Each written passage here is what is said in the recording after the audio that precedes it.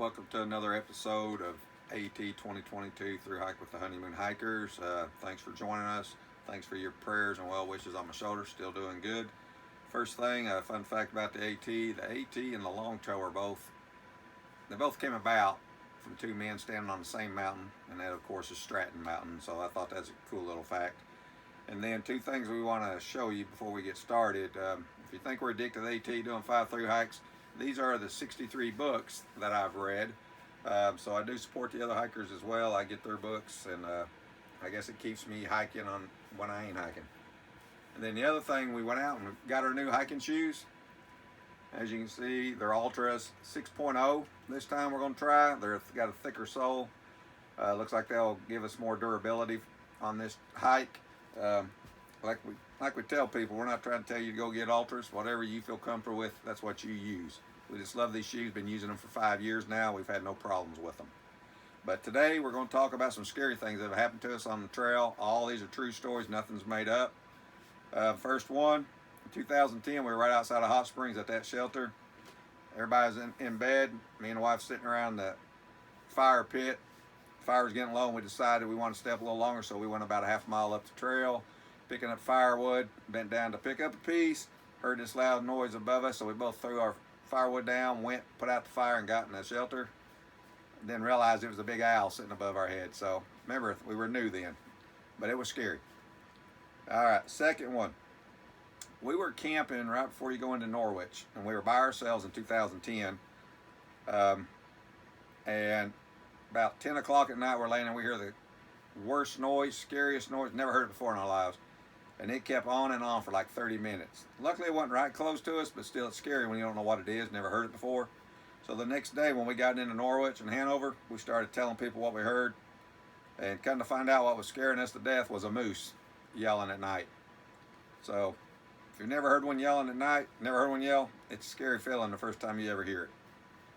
Third one, this is a scary one for us, but we were camping up on Little Odie Mountain, southbound. And of course, if you've never hiked AT before, when you get up there, you're going to hear stories that Odie haunts the mountain where he was lost, hunting for firewood, and also he haunts the shelter. But me and the wife were camped in these stinging nettles. We had a small campsite, so we're settled down. About 10 at night, we hear this noise above us, and we both think it's a bear. Sounds just like a bear in a tree. So first thing we do, we bang our shoes together, make a little noise. Then I come up with the genius idea of right outside the vestibule, we're lighting some toilet tissue for smoke. Well, we tried that, and we still heard noise. So I suggested we go outside to the fire pit and build a fire, because we're not going to get no sleep with that noise above our head and thinking it's a bear. So she crawls out, and I come out behind her. We go over to the fire pit, start to build a fire, and that noise right above us real loud. Scares us both. Think that bear's right above our head, and we look up, and it's 2 tree limbs rubbing together, and it sounded like a bear to us. So yeah, a funny, scary story.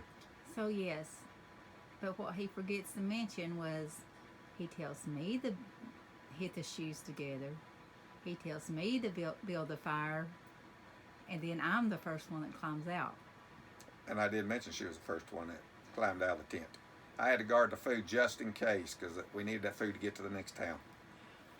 All right, fourth scary one was in our 2019 through hike, our fourth through hike. We went from Pinken's Notch to Gorham, that 22-mile section. The snow hadn't melted yet. We was up there, and once we got on top of Wildcat, there was still snow that you had to hike across. And about halfway through, we were freezing to death. Couldn't feel our fingers, couldn't feel our toes. The last 13 miles, we did not stop. We didn't stop for food, didn't stop for drink. We thought hypothermia was going to set in. We tried to stop about 2 miles before you got to town, put up a tent. We couldn't even do it. So we decided we were going to town and go to a hostel. So we made it down off the mountain and made it to the hostel, thank goodness.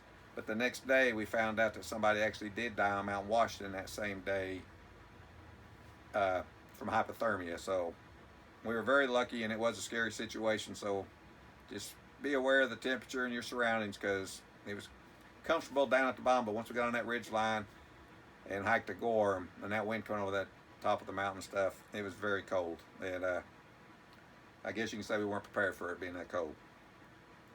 And then the final one before we get into some weather ones. This is about a hiker. It's probably out of 4 through hikes, the one hiker that really, really gave us a scare. We were hiking in 19 and we stayed at the Ty River, and we done like 25 to 27 miles into there. I don't know, it's almost dark when we got to the Ty River, and we like camping there. So we get there, and I notice a guy way down at the end at Ty River camping. So I go down there and tell him, do you mind us camping here? And he says no. And I chit chatted with him, and because we're the only ones there, and asked him, are you through hiking? He said, actually, I through hiked last year, but I only made it to here, and I live here. So I didn't think nothing of it. We got in our tent. The next morning when we get up to pack up to go, he's sitting in front of his tent, vestibule out there, just staring at us. So we figured he lives there, so we head on. Well, it's raining and it's cold, so we had a plan that we'd get over the 3 ridges and stay at Maupin Shelter, and then the next day go to Rockfish Gap and go on into Waynesboro.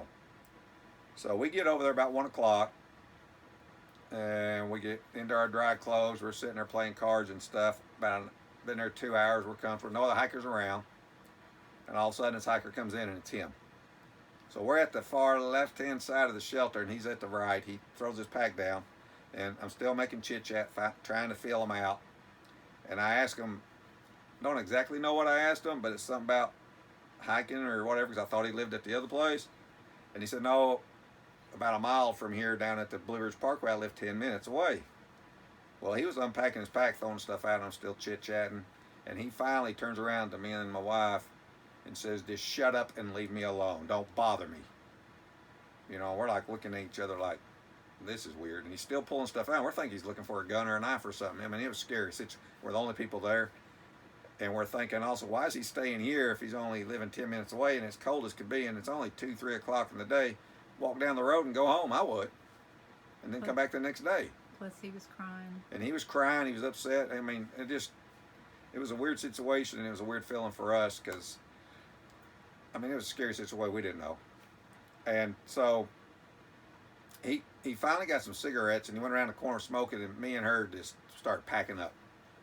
So we left our sleeping clothes on, packed up all our stuff. It's all wet, threw it in our pack. Our plan was to get down to the road. Everything's soaked now because we had to walk in the rain, and hopefully call somebody and we go stay at a hostel or get a ride in Waynesboro or whatever. So we get to the road and call these cabins, and a guy actually came and got us and saved us, and we got to dry everything out. But that was probably the scariest encounter we had with another hiker in 4 through hikes. So that's pretty good. If with that story, all I want to say is if you feel your spider senses, that 6th sense that you're going to get on the AT, when you've been out in the woods, if it tells you to do something, do it. Don't take any chances. Just pack up and go, or just whatever. Or find somebody else that you can trust. But if it's telling you to go, because we'd have never slept that whole night in that shelter with him, and we'd been scared to death. So now I'm just going to talk about 3 of the worst storms we've been in on the AT. The first one was probably in 2012, our 2nd through hike. We had just left Fontana as we're headed, headed up to Shuck Shack. There was a storm over Fontana Lake to the right. There was one to the left in the mountains, but it's beautiful. Beautiful day, blue skies. So we kept hiking, make it up to Shuck Shack, and leave Shuck Shack, and we hiked probably 2 more miles, and them 2 storms collide right on top of us. Me and the wife threw our tent up. These 3 boys from Nashville threw their tents up, and another girl and a guy from England threw his tent up. We all just threw up right there. We were all hiking together at the time. And within literally 5 minutes, we had 3 to 4 inches of hail all the way around our tents. The one guy didn't even throw up a tent. He just got in a sleeping bag underneath a log. We were scared to death because of the widowmakers, because we heard trees crashing, the winds were blowing. But about 30 minutes later, it just all quit and passed us. But it was a very scary situation for us because we didn't have time to check for any trees. We just threw up our tents to get into safety. Another bad one we experienced, this was with Spirit and Wise Guy in 12, and it was near the Roush shelter in Pennsylvania. We had camped that night with Spirit and Wise Guy. The next morning they headed out before us. We were behind them, but we could hear the storm coming from behind us. Didn't know how bad it was. And then all of a sudden, skies just opened up, and it was pouring thunder, lightning, trees blowing. We had nowhere to get out of it. We come around the corner, and the first person we see is Wise Guy standing under a cedar tree. And we said, man, you come on, you can't just stand here. So he gets his stuff. We going about another half a mile, and there's Spirit sitting on top of her pack under a tree. And we said, get your stuff together. Let's make it to the Rouse Gap shelter. So we hurried up, made it there safely, thank goodness, and everything worked out, but it was a scary situation. Then the last one is in 2015. We were hiking southbound. We left Duncannon that morning and after breakfast, and it was sunny. We get up to Hawk Rocks, and we're getting on that ridge line, and all of a sudden it started pouring the rain, and it literally was coming down the trail, above our boots. We swear we saw fish coming down through the trail, but you could just catch them and eat them.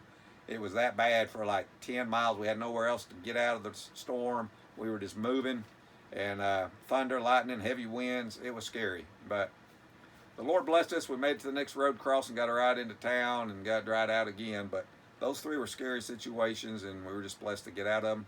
So we just want to share some of our scary things that happened. Hopefully, we're going to get to go hiking Friday, and we can show you a hiking video where we're out. So God bless you all. Thank you again for all your prayers. I got to see the doctor Thursday for my first follow-up. Things are going good. 7 weeks till we get on trail. Can't wait. Thank you.